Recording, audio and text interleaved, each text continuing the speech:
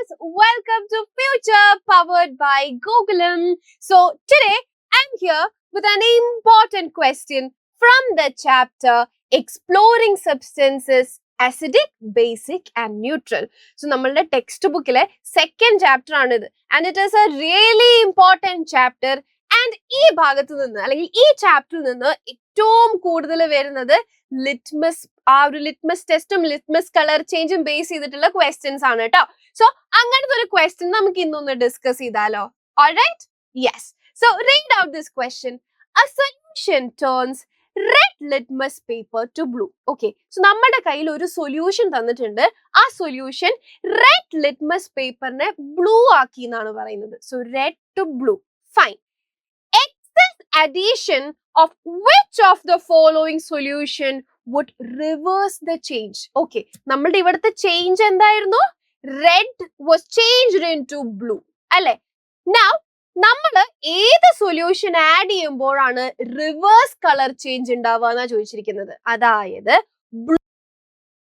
Red ആക്കി മാറ്റുന്നത് എന്ത് ആഡ് ചെയ്യുമ്പോഴായിരിക്കും? This is the question.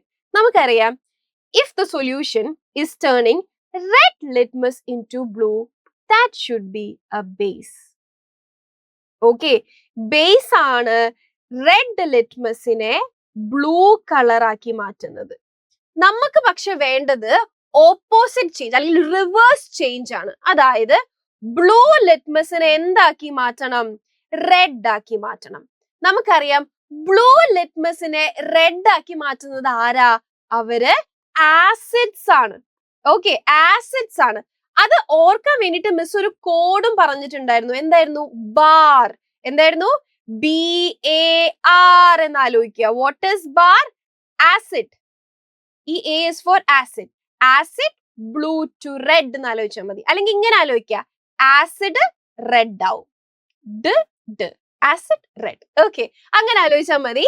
So നമുക്ക് ഒരു ബ്ലൂ ലിറ്റ്മസ്, ആ ബ്ലൂ ലിറ്റ്മസിനെ റെഡ് ആക്കി മാറ്റണമെങ്കിൽ നമ്മൾ ആരെ വേണം ആഡ് ചെയ്യാൻ?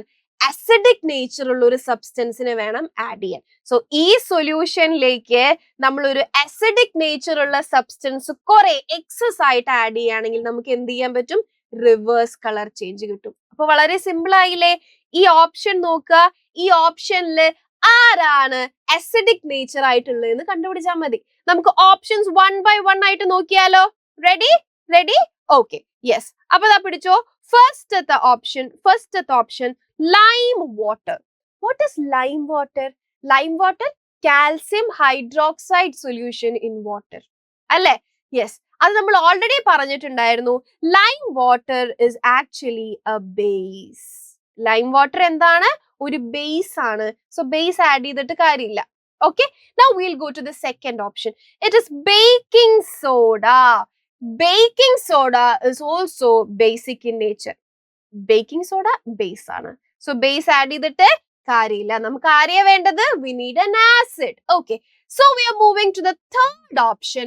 Third option ആണ് മക്കളെ vinegar. നമുക്കറിയാം, vinegar is actually acidic in nature. Vinegarൽ ഏത് ആസിഡ് ഉണ്ട്? Which is the acid present in vinegar? It is acetic acid. So vinegar എന്ന് പറയുന്നത് it is an acid. Okay, so നമുക്ക് ആസിഡ് വേണം ആഡ് ചെയ്യാൻ, എന്നാലാണ് നമുക്ക് റിവേഴ്സ് കളർ ചേഞ്ച് കിട്ടുള്ളൂ. സോ ആൻസർ നമുക്ക് ഓൾറെഡി കിട്ടി. The correct option is option 3, vinegar. But we'll just see the fourth option as well. നോക്ക്, fourth option ആണ് common salt solution. നമുക്കറിയാം, കോമൺ സോൾട്ട് സൊല്യൂഷൻ എന്ന് പറയുന്നത് ഇറ്റ് ഈസ് ആക്ച്വലി ന്യൂട്രൽ. അപ്പൊ എന്താ ന്യൂട്രൽ സബ്സ്റ്റൻസ് എന്ന് പറഞ്ഞു കഴിഞ്ഞാൽ?